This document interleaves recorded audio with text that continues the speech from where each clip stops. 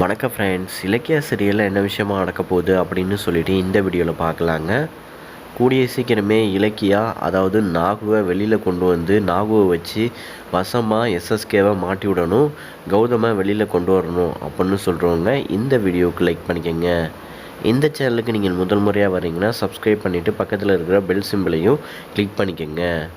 இப்போ இலக்கியா வந்து அடுத்தடுத்து எப்படியாச்சும் கௌதமை காப்பாற்றணும்னு சொல்லிட்டு அடுத்தடுத்து முடிவில் நாகுவை வச்சு எப்படியாச்சும் அதாவது கௌதமை வெளியில் கொண்டு வந்துடலாம் அப்படின்னு பிளான் போட்டாங்க. ஆனால் பார்த்தீங்கன்னா நாகு வசமாக வந்து எஸ்எஸ்கே கிட்ட மாட்டிக்கிட்டான். இப்போ பார்த்தீங்கன்னா எஸ்எஸ்கேவோட ஆஃபீஸில் தான் இப்போ அதாவது நாகுவை மறைச்சி வச்சுருக்கான். இந்த விஷயம் ரேவதி அம்மா மூலியமாக இப்போ இலக்கியா ஜானம்மாவுக்கு தெரிஞ்சு அங்கே பார்த்தீங்கன்னா எப்படியாச்சும் நாகுவை காப்பாற்றி அங்கேருந்து கூட்டு போயிட்டு எப்படியாச்சும் இதுக்கு எல்லா விஷயத்துக்கும் காரணம் கார்த்திகை கடத்தி வச்சுருக்கிறது, எல்லா விஷயத்துக்கும் காரணம் வந்து அதாவது எஸ்எஸ்கே தான் அப்படின்னு நாகுவை வச்சு நிரூபிச்சிடலாம் அப்படின்னு வந்து இலக்கியா முடிவு பண்ணிட்டாங்க.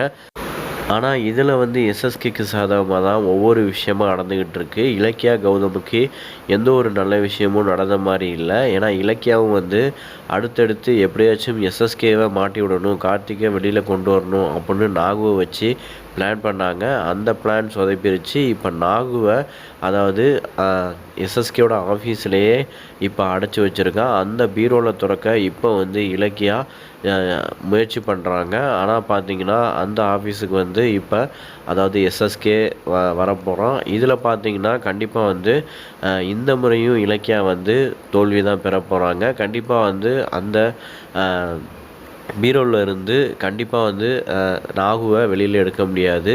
இருந்தாலும் பார்த்தீங்கன்னா சந்தர்ப்பம் பார்த்து கண்டிப்பாக நாகுவை எப்படியாச்சும் கூடிய சீக்கிரமே வெளியில் எடுத்துருவாங்க. அதுக்கப்புறம் பார்த்தீங்கன்னா நாகுவை கண்டிப்பாக வந்து கோர்ட்டில் நிறுத்தி இதுக்கு எல்லா விஷயத்துக்கும் காரணம் எஸ்எஸ்கே தான், கார்த்திகை கடத்தி வச்சுருக்கிறதும் எஸ்எஸ்கே தான் அப்படின்னு சொல்லிட்டு எல்லா உண்மையும் வந்து நாகு மூலியமாக அதாவது கோர்ட்டில் அதாவது இலக்கியா நிரூபிச்சிருவாங்க. இது மாதிரி தான் கான்செப்ட் கொண்டு வருவாங்க. அதுக்கப்புறம் பார்த்தீங்கன்னா நாகுவை வச்சு தான் வந்து கார்த்திகை எங்கே கடத்தி வச்சுருக்காங்க அப்படின்னு சொல்லிட்டு தெரிய போகுது. இருந்தாலும் இதில் எஸ்எஸ்கே என்ன பிளான் பண்ணுவான்னா நாகு அதாவது நாகுக்கு வந்து ஏற்கனவே கார்த்திகை கடத்தி வச்சுருக்க இடம் தெரியும், அதனால் வந்து கார்த்திக் கடத்தி வச்சுருக்க இடத்த மாற்றுங்க அப்படின்னு சொல்லிட்டு பிளான் போடுவான். அந்த பிளானையும் வந்து கூடிய சீக்கிரமே தெரிஞ்சு கண்டிப்பாக வந்து கார்த்திகை வெளியில் எடுத்துடலாம். அதே மாதிரி கார்த்திக் வெளியில் வந்துட்டாலே இதுக்கு காரணம் வந்து அதாவது எஸ்எஸ்கே தான் அப்படின்னு நாகுவை வச்சு கண்டிப்பாக நிரூபிச்சிடலாம். அதுக்கப்புறம் எஸ்எஸ்கே கண்டிப்பாக வந்து ஜெயிலுக்குள்ளே போயிடுவான்.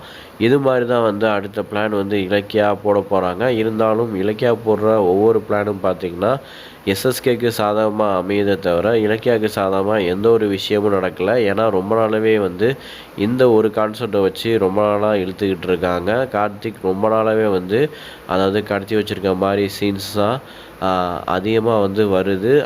கார்த்திகையும் காப்பாற்றலை, கௌதமையும் காப்பாற்றலை, இது மாதிரி தான் கான்செப்ட் கொண்டு வராங்க.